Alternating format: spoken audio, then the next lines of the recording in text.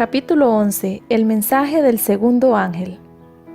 Otro ángel le siguió diciendo: ha caído Babilonia, la gran ciudad, porque ha hecho beber a todas las naciones del vino del furor de su fornicación. Apocalipsis 14:8.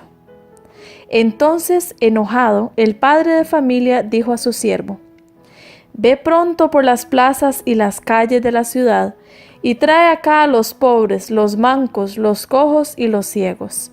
Lucas 14:21. El Señor, por medio de sus ministros, había sacudido al mundo con el mensaje: la hora de su juicio ha llegado.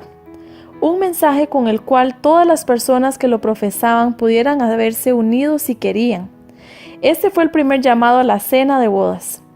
Se había dado a los convidados, Lucas 14:17, siendo que esta invitación fue rechazada con diversas excusas. Se dio una segunda invitación, que corresponde al mensaje del segundo ángel, Lucas 14:21 y Apocalipsis 14:8. Con este llamado, Dios separó un pueblo para que saliera hasta el fin del tiempo con la luz progresiva de su verdad. El segundo mensaje, el que sigue al clamor de la hora del juicio: ha caído Babilonia, la gran ciudad, porque ha hecho beber a todas las naciones del vino del furor de su fornicación. Y el segundo llamado a la cena dice: vayan pronto a las plazas y las calles de la ciudad, y traigan aquí a los pobres, los mancos, los cojos y los ciegos. En cada uno de estos pasajes, el pueblo profeso de Dios es llamado una ciudad. Con sus credos conflictivos y confusos, son llamados Babilonia. En otro pasaje referido a los últimos tiempos, vemos que justo antes de la venida del Señor, su pueblo es llamado a salir de Babilonia. Ha caído la gran Babilonia y se ha hecho habitación de demonios y guarida de todo espíritu inmundo y albergue de toda ave inmunda y aborrecible. Salid de ella, pueblo mío, para que no seáis partícipes de sus pecados, ni recibáis parte de sus plagas. Apocalipsis 18, 2-4. En su discurso a la iglesia de Sardis leemos: acuérdate pues de lo que has recibido y oído, guárdalo y arrepiéntete.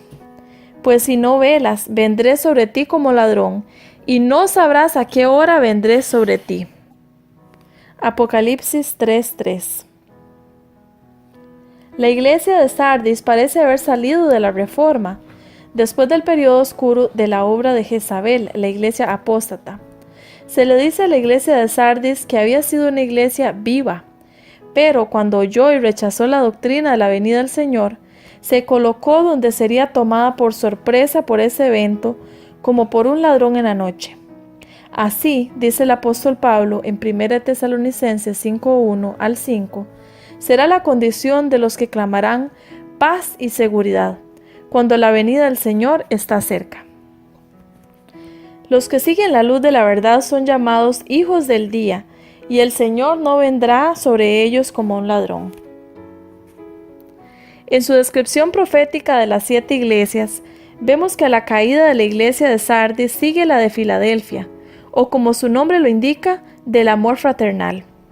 Así eran realmente los 50,000 creyentes, quienes por el mensaje del segundo ángel salieron de las diversas iglesias y se unieron en un lazo de amor fraternal sobre la gran verdad cardinal del advenimiento inmediato de Cristo. El número del Midnight Cry del 12 de septiembre de 1844 contiene una declaración hecha por el pastor J.U.F. Himes respecto del mensaje del segundo ángel y las circunstancias que llevaron a su proclamación. Su carta está fechada en McConnelsville, Ohio, el 29 de agosto de 1844 y dice: cuando comenzamos la obra con el hermano Miller en 1840, él había estado dando conferencias durante 9 años. Durante ese tiempo, él estuvo casi solo, pero sus labores habían sido incesantes y efectivas en despertar a quienes profesaban religiosidad a la verdadera esperanza del pueblo de Dios y a la preparación necesaria para el advenimiento del Señor, como también el despertar de toda clase de inconversos para tener un sentido de su condición perdida y el deber de arrepentirse de inmediato y convertirse a Dios como preparación para encontrarse con el esposo en paz en su venida. Aquellos eran los grandes objetivos de sus labores. Él no hizo ningún intento de convertir a los hombres a una secta o a un grupo religioso. Cuando nos persuadimos de la verdad del advenimiento próximo y abrazamos públicamente la doctrina, mantuvimos los mismos conceptos y seguimos las mismas acciones entre las diferentes sectas donde nos llamaron para trabajar en la providencia de Dios. Les dijimos a los ministros y a las iglesias que no era parte de nuestra actividad romperlas, dividirlas ni distraerlas. Teníamos un objetivo claro, que era el de dar el clamor, la advertencia del juicio a las puertas y persuadir a nuestros conciudadanos a prepararse para el evento. El ministerio y los miembros que aprovecharon nuestras labores, pero no habían abrazado sinceramente la doctrina, vieron que debían ir con la doctrina y predicarla y mantenerla, o en la crisis que estaba por venir sobre ellos, tendrían dificultades con los creyentes decididos y determinados. Por lo tanto, se decidieron en contra de la doctrina y determinaron, algunos por una regla y otros por otra, a suprimir el tema. Esto puso a nuestros hermanos y hermanas en una situación muy difícil. La mayoría de ellos amaba su iglesia y no podían pensar en abandonarlas.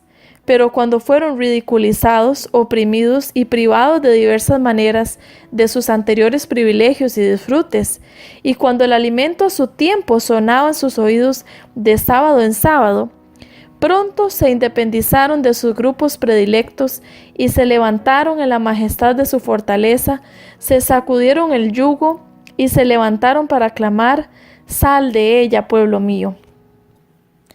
Este estado de cosas nos puso en una posición difícil. Número 1, porque estábamos ante el mismo fin de nuestro tiempo profético, en el cual esperábamos que el Señor reuniera a todo su pueblo en uno. Y número 2, siempre habíamos predicado una doctrina diferente, y ahora que las circunstancias habían cambiado, sería considerado como una deshonestidad si nos uníamos en el clamor de separación y división de iglesias que nos habían recibido con nuestro mensaje. Por lo tanto, vacilamos y seguimos actuando según nuestra primera posición, hasta que la iglesia y el ministerio llevaron el asunto tan lejos que nos vimos obligados, en el temor de Dios, de tomar una posición de defensa a favor de la verdad y los hijos de Dios oprimidos.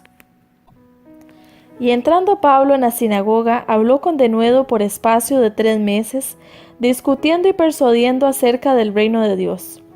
Pero, endureciéndose algunos y no creyendo, maldiciendo el camino delante de la multitud, se apartó Pablo de ellos y separó a los discípulos, discutiendo cada día en la escuela de uno llamado Tirano. Hechos 19, 8 y 9. No fue hasta que, endureciéndose algunos y maldiciendo el camino de la venida del Señor, delante de la multitud, que nuestros hermanos fueron impulsados a salir y separarse de las iglesias. No podían soportar este maldecir de los siervos malos y las iglesias que seguían este curso de opresión y de maldecir hacia los que estaban esperando la bienaventurada esperanza. Para ellos eran nada menos que hijas de la mística Babilonia. Así lo proclamaron ellos y vinieron a la libertad del Evangelio. Y aunque no todos estemos de acuerdo acerca de lo que constituye Babilonia, estamos de acuerdo en la separación instantánea y final de todos los que se oponen a la doctrina de la pronta venida de Dios y su reino. Creemos que es un caso de vida o muerte. El permanecer conectados con aquellos cuerpos que hablan livianamente de la venida del Señor o se oponen a ella es la muerte. El salir de todas las tradiciones humanas y sostenerse sobre la palabra de Dios y esperar diariamente la aparición del Señor es la vida. Por lo tanto, ahora decimos a todos los que están de alguna manera enredados en el yugo de esclavitud: salid de en medio de ellos y apartaos, dice el Señor, y no toquéis lo inmundo, y yo os recibiré y seré a vosotros por Padre, y vosotros me seréis hijos e hijas, dice el Señor Todopoderoso. 2 Corintios 6, 17 y 18. William Miller habla así del conflicto que existió en ese tiempo entre las iglesias y los adventistas. Es totalmente anormal e inexplicable que las iglesias cristianas excluyeran esta doctrina y a sus miembros de esta esperanza bienaventurada. Yo conozco algunas iglesias bautistas que decían que no los excluían por su fe, sino por su comunión con los creyentes adventistas. Entonces, si no es por mi fe en un Salvador que viene, ¿por qué me excluyen de sus púlpitos yo que nunca tuve comunión, sino solo con una iglesia bautista? Es una excusa falsa. Pero esta no puede ser la excusa de los metodistas y presbiterianos, porque ellos creen en una comunión mixta. ¿Por qué cosas los excluyen? Yo escuché que algunos eran excluidos por cantar himnos de la segunda venida, otros por demencia, cuando toda la demencia demostrada contra ellos era que esperaban a Cristo. Oh Dios, perdónalos porque no saben lo que hacen. George Storrs habló de la actitud de las iglesias hacia los adventistas de este modo. ¿Cuál de ellas en este momento no está diciendo, estoy sentada como una reina? ¿Y cuál de ellas no se congratula a sí misma con la idea de que algún día ellos conquistarán el mundo y que éste habrá de estar sujeto a su fe? ¿Cuál de ellas tolerará un alma que permanezca entre ellos en paz, que abiertamente y sin temor confiesa su fe en el advenimiento que está a las puertas? ¿No son los términos para permanecer entre ellos sin ser perturbados que se refrenen totalmente de una expresión pública de su fe en la venida del Señor este año? Cualesquiera sean sus convicciones sobre el tema, y por importante que sienta que es clamar, temed a Dios y dale gloria, porque la hora de su juicio ha llegado. L.D. Mansfield, escribiendo desde Oneida, Nueva York, el 21 de marzo de 1844, testifica así: Dios está actuando sobre las mentes de sus queridos hijos que esperan al Señor del cielo, y los conduce no solo a escuchar al ángel que tiene el Evangelio eterno para predicarlo diciendo, la hora de su juicio ha llegado, sino a obedecer el mandato posterior, salid de ella, pueblo mío. Estoy más plenamente persuadido que nunca antes que las organizaciones religiosas de los días actuales constituyen una parte no pequeña de aquella Babilonia que ha de ser arrojada con violencia y que no se la encontrará más. Sin embargo, me parece que en algunas de las organizaciones la semejanza con el cuerno pequeño es más notable. Algunos casos ilustrarán el tema. Un hermano que había trabajado con mucho éxito en esta región en la proclamación de la venida del Señor, hizo arreglos para dar una conferencia en cierto lugar a cierta hora. El Señor ordenó las cosas de modo que él estuviera a 25 kilómetros, 16 millas, de aquel lugar, cuando se hizo presente un ministro a la cabeza de una turba con asfalto y plumas con el propósito de aplicarlas a aquel siervo del Dios Altísimo. Este mismo ministro comenzó una larga reunión poco después, pero todo estaba tan frío y helado como los glaciares del norte. Ningún alma se despertó o se convirtió. Al fin, el ministro dijo que creía que él debía sentarse en el asiento de los ansiosos. Un maestro de una clase de este pueblo dijo a su clase que siendo que nosotros habíamos estado teniendo reuniones aquí, si algún hombre entraba a su casa y decía que creía que Cristo vendría, este año lo echaría afuera.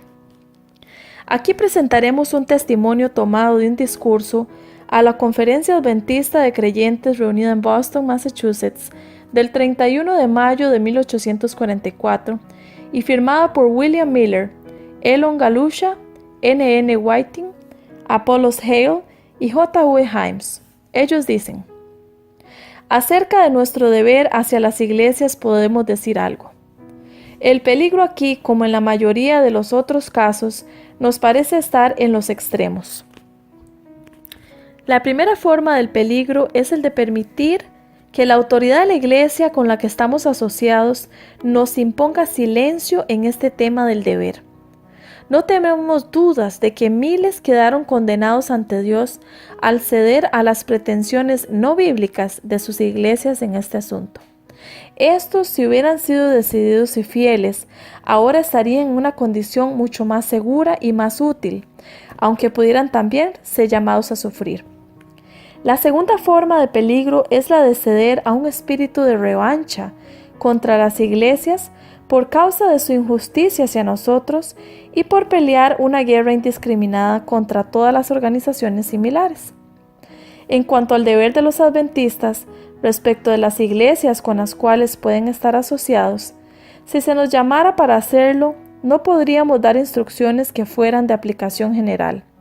Deben actuar en el temor de Dios, como la circunstancia del caso lo requiera.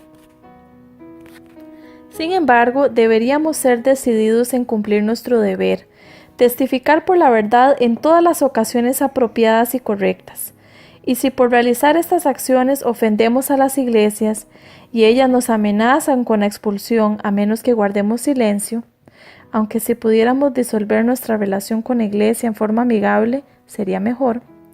Cumplamos con nuestro deber y cuando seamos expulsados seamos pacientes en soportar el error y en estar dispuestos con nuestro Maestro a salir fuera de la puerta soportando su censura. De estas citas respecto de la acción de las iglesias hacia los que daban el mensaje del segundo ángel, se puede ver fácilmente cómo, como primer resultado de dar este segundo llamado a la cena, los que se reunieron en un único rebaño espiritual se los llama los cojos, los mancos y los ciegos, lo que sugiere con fuerza el maltrato que recibieron de los que golpeaban a sus consiervos, de los cuales habían sido separados. El surgimiento de un pueblo específico bajo la proclamación del mensaje del segundo ángel, el segundo llamado a la cena y el clamor de medianoche, revela claramente el propósito de Dios. Debían investigarse verdades preciosas para los últimos días y ser proclamadas, una obra que no podrían hacer las iglesias atadas por el credo, más de lo que la Iglesia apostólica habría podido realizar en cuanto a la proclamación del Evangelio al mundo mientras retuviera una conexión con la secta judía.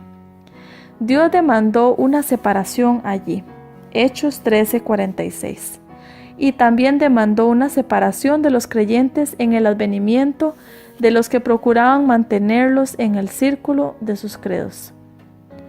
Pronto después de esta salida, notamos que la luz vino a los grupos adventistas sobre el tema del castigo futuro, como se plantea en el panfleto 6 sermones por George Storrs, asumiendo la posición de que el hombre por naturaleza es mortal, que los muertos están inconscientes entre la muerte y la resurrección, que el castigo final de los impíos será la extinción total, y que la inmortalidad es un don de Dios, a ser recibido solo por fe en nuestro Señor Jesucristo. Miles de adventistas aceptaron esta doctrina de la naturaleza del hombre, pero no todos ellos. El rechazo de ella no trajo confusión entre ellos, ya que se consideraban asunto de solo creencia y no una prueba de integridad moral. De allí que no se rompió el esfuerzo unido para advertir al mundo de la proximidad de la cercanía de Cristo. Sin embargo, tuvo el efecto de levantar la ira de las iglesias contra ellas. El ministro metodista en el pueblo donde yo vivía y que previamente se había unido a la predicación de la doctrina del advenimiento en 1843, recibió el folleto 6 sermones. Lo leyó y admitió a los miembros de su iglesia de que era incapaz de refutar la doctrina. Pero al encontrar que muchos de sus feligreses lo estaban aceptando, él aconsejó a otros que no leyeran el libro, ya que creerían la doctrina si la leían. En el mes de septiembre de 1844, después que este ministro retornara de la conferencia anual, se colocó tras el púlpito y públicamente renunció a la doctrina del advenimiento, y humildemente pidió perdón a la iglesia por haber invitado alguna vez a los conferenciantes a hablar en su templo. Esta acción del ministro pronto fue seguida por un esfuerzo para tratar a los creyentes en el advenimiento como herejes. Pero cuando se les permitió defender sus casos con la Biblia, la iglesia no ganó ninguna victoria. Varios fueron excluidos de esta iglesia porque sus acciones no estaban en armonía con la disciplina, y muchos otros se retiraron por causa de esta exclusión de miembros cuya fe no podía demostrarse que fuera contraria a las Escrituras. De este modo, la doctrina del advenimiento fue eliminada para siempre de la iglesia donde centenares habían encontrado al Salvador y se habían alegrado en Dios. Lo que se hizo en mi pueblo natal también se realizó en centenares de otras iglesias por todo el país. Los que fueron tratados de este modo por sus anteriores hermanos encontraron mucho consuelo en las palabras del profeta Isaías. Oíd palabra de Jehová, vosotros los que tembláis a su palabra.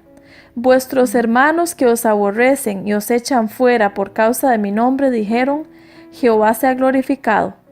Pero él se mostrará para alegría vuestra, y ellos serán confundidos. Isaías 66:5. Al acercarse el día en que se esperaba al Señor, los creyentes se volvieron más fervientes en sus labores, y los impíos se enfurecían y se burlaban más implacablemente, como se verá en la siguiente declaración hecha por el editor del Midnight Cry del 31 de octubre de 1844. El efecto que este movimiento produjo en los impíos también sirvió grandemente para confirmarnos en nuestra creencia de que Dios estaba en él. Cuando los hijos de Dios se encontraron postrados y se humillaron delante de él para prepararse para su aparición, al formar un grupo de pecadores que solo serían salvados por gracia, los impíos manifestaron la mayor maldad. Al no haber dado aviso de nuestras reuniones sino en nuestro propio periódico, ni haber invitado al público a ella, los hijos de Belial se acercaron y causaron muchos disturbios. En la tardecita del sábado, el mismo 12 de octubre de 1844, no tuvimos reunión en el tabernáculo para que el encargado de la limpieza pudiera tener la oportunidad de limpiar la casa para el domingo. Pero la turba entró en la casa e impidió incluso tal labor. El alcalde, sin embargo, sin que se lo pidieran, interfirió rápidamente y los expulsó. En nuestras reuniones del sábado siguiente, después que el tabernáculo se hubo llenado, una densa multitud ocupó la calle frente al edificio, muchos de ellos enfurecidos de que alguno pudiera creer en el advenimiento del Señor. En la noche, por causa de la excitación del populacho, no se tuvo la reunión. No obstante, la calle estaba llena con la turba ya a una hora temprana, pero la rápida interferencia del alcalde y de su eficiente policía despejó la calle, después de enviar a unos pocos a la comisaría. Solo pudimos comparar la conducta de la turba con la que rodeó la puerta de Lot en la víspera de la destrucción de Sodoma. Este movimiento de parte de ellos fue tan repentino, simultáneo y extenso, que su manifestación en el primer día del 7º mes judío nos fortaleció en nuestra opinión de que este debía ser el mes. El 22 de octubre de 1844, el día en que terminaron los 2300 días en París, Maine, mientras los creyentes se reunieron en la casa de adoración ocupados en oraciones solemnes a Dios, esperando que el Señor regresara este día, los burladores se reunieron alrededor de la casa cantando himnos en son de burla. Dos de estos bochincheros se pusieron mantos blancos largos y se subieron al techo de la casa, cantaron himnos y se burlaron de los que estaban en la casa, que oraban y que esperaban que el Señor viniera. Es probable que por esta circunstancia se originaron las falsedades que circularon acerca de que los adventistas se ponían mantos de ascensión, porque a pesar de que los periódicos adventistas ofrecieron recompensas hasta de $500 por un caso auténtico en que un adventista se hubiera puesto un manto de ascensión en 1844 para esperar que viniera el Señor, nunca se presentó ni un solo caso. Por este tiempo vivía en Portland, Maine, un joven llamado Hazen Foss, que creía firmemente que el Señor vendría el 10º día del 7º mes. Era un hombre de buena apariencia, un hablar agradable y con una buena educación. Unas pocas semanas antes de que terminara el clamor de medianoche, El Señor se acercó a él y le dio una visión, en la que se le mostró el viaje del pueblo del advenimiento a la ciudad de Dios, con sus peligros. Se le dieron algunos mensajes de advertencia que él debía entregar y también una visión de las pruebas y persecuciones que seguirían como consecuencia si era fiel en contar lo que se le había mostrado. A él, como al señor Foy, se le mostraron 3 escalones por medio de los cuales el pueblo de Dios entraría plenamente en el sendero a la santa ciudad. Como era un firme creyente en la venida del Señor en unos pocos días más, como cantaban ellos, la parte de la visión relacionada con las 3 plataformas hasta el sendero le resultaba inexplicable, y siendo por naturaleza de un espíritu orgulloso, rehuyó la cruz y se negó a relatar la visión. Esta le fue repetida una segunda vez, y además se le dijo que si todavía rehusaba relatar lo que se le había mostrado, la carga sería quitada de él y dada a uno de los hijos más débiles del Señor, uno que fielmente relataría lo que Dios le revelara. Él se rehusó otra vez. Entonces recibió una tercera visión y se le dijo que quedaba libre, y la carga fue colocada sobre uno de los más débiles entre los débiles, quien haría lo que Dios le pedía. Esto sorprendió al joven y él decidió relatar lo que se le había mostrado, y de acuerdo con esto hizo arreglos para hacerlo. La gente se apretujó para verlo y oírlo. Con cuidado relató su experiencia como había rehusado relatar lo que el Señor le había mostrado y cuál sería el resultado de rehusarse. Ahora, dijo él, relataré la visión. Pero ay, era demasiado tarde. Estuvo parado delante de la gente tan mudo como una estatua, y finalmente dijo con la más profunda agonía: no puedo recordar una sola palabra de la visión. Se restregó las manos con angustia diciendo: Dios ha cumplido su palabra, me quitó la visión, y con gran ansiedad mental dijo: soy un hombre perdido. Desde ese momento perdió su esperanza en Cristo y entró en un estado de desesperación. Nunca más asistió a una reunión adventista y no tuvo más interés personal en la religión. Su conducta, en muchos sentidos, para decirlo menos, fue la de una persona privada de la suave influencia del espíritu del Maestro, de uno que quedó en sus propios caminos, lleno de sus propias cosas. En esta condición mental murió en 1893. Unos 3 meses después que Foss no pudo recordar su visión, oyó desde una habitación cercana una visión relatada por otra persona. La reunión se realizaba en la casa donde él se encontraba. Se le rogó que viniera a la reunión, pero él rehusó hacerlo. Dijo que la visión era tan igual a la que se le había mostrado como cuando 2 personas describen lo mismo en sus propias palabras. Y así se supo lo que él vio, pero no pudo recordar cuando trató de relatarlo. Al hablar de la persona más tarde dijo: ese es el instrumento sobre quien el Señor puso la carga. Por fin llegó el 10º día del mes 7º, tiempo judío, 22 de octubre de 1844. Encontró a miles y miles de personas que esperaban ese día como la consumación de sus esperanzas. No habían hecho ninguna provisión para nada terrenal más allá de esta fecha. Ni siquiera habían acariciado el pensamiento «¿y si no viene?», sino que habían planificado sus asuntos mundanos como lo hubieran hecho si esperaban que ese día terminara el periodo de sus vidas naturales. Habían advertido y exhortado a los impíos que huyeran de la ira que venía, y muchos de ellos temieron que el mensaje pudiera ser realidad. Ellos habían orado y aconsejado a sus familias y se habían despedido de aquellos que no habían entregado sus corazones a Dios. En resumen, habían dicho adiós a todas las cosas terrenales con toda la solemnidad de uno que se considera a punto de aparecer cara a cara ante el juez de toda la tierra. De este modo, con una ansiedad casi sin aliento, se reunieron en sus lugares de adoración, esperando a cada momento escuchar la voz del arcángel y la trompeta de Dios, y ver los cielos radiantes con la gloria del Rey que viene. Las horas pasaron lentamente, Y cuando al fin el sol se hundió tras el horizonte occidental, el 10º día del mes 7º judío se terminó.